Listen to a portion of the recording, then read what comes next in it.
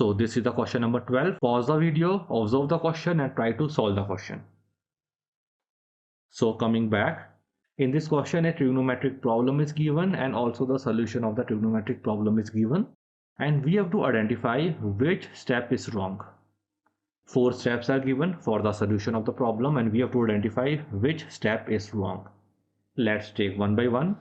In the first step, what we have done, we have replaced 1 with cot square theta minus cosec square theta. They have used the trigonometric identity formula. These are the trigonometric identities formula. These 3 are the trigonometric identity formula. This step is wrong. Cot square theta minus cosec square theta is not equal to 1. It is cosec square theta minus cot square theta is equal to 1.